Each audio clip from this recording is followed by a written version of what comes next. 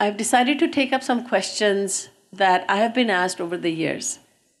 These are some very important questions that need to be answered. I'll start with the question, what happens to me after death? That's a big question. This question requires an answer. So, what happens to us when we die? Is there just one answer to this question? That this will happen to you? There is no such answer. Because we have all performed different kinds of actions.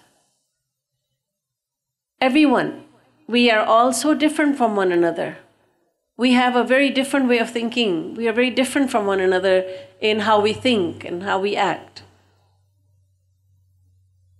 What our mindset is, what kind of thoughts enter our mind. We are so different from one another. We are very unique individuals. So there cannot be just one answer to what will become of me when I die. First of all, the phenomenon of death. Quite simply, as you all know, death means that the soul has left the body. As long as the soul is within the body is considered to be very important. It's much loved by so many people. But as soon as the soul leaves, what has happened? No one wants to go near that body. As soon as the soul leaves, people want to dispose of the body. But that was your beloved grandmother. No, grandmother is gone. This is her body. And we would like to cremate the body as soon as possible. People become afraid.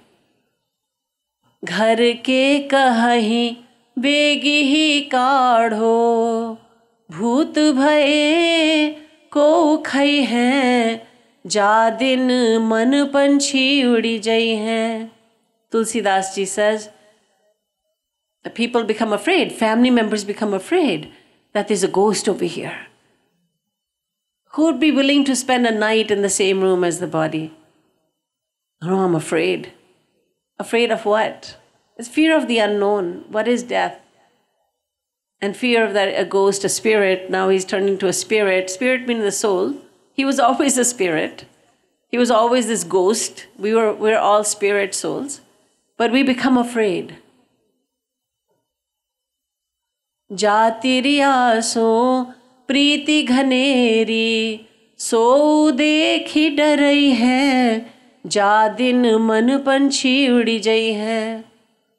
Tulsidas ji says, the woman, the wife, who loved her husband so much, Jatiriyason Preeti Ghaneri, she had great love for her husband, and now she is afraid, looking at the body. As long as the soul was within the body could function in so many ways. The eyes could see, the ears could hear, the tongue would taste delicacies, the nose would inhale fragrances and other smells, the skin was able to touch, the mind was able to think, the intellect or buddhi was able to take decisions. But as soon as the soul leaves, we see what the body is all about. It is insentient. In Hindi we call it jad. There's no life, it's lifeless. The life was given because of the soul. Life has left the body. Now the body is called a shav, a dead body. But where does the soul go? Because the body has perished, the body has died, the soul lives on. Ajo nitya shashvatoyam purano na hanyate hanyamane sharire. Bhagwan Shri Krishna says to Arjun in the Gita, O Arjun, in the 2nd chapter, while the body dies, yet the soul is amar, it is eternal. It lives on and on and on. What a wonderful thing to think about, that we are eternal. Just as God is eternal, God is timeless, God is beginningless. There's no beginning to God. There was never a time when God did not exist. Therefore, there will never come a time when God will not exist.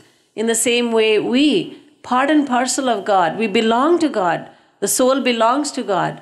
Mamaivansho jiva loke jiva bhutah sanatanah, says Shri Krishna in the Gita. O Arjun, all individual souls are my eternal fractions. They belong to me eternally. We have always belonged to God.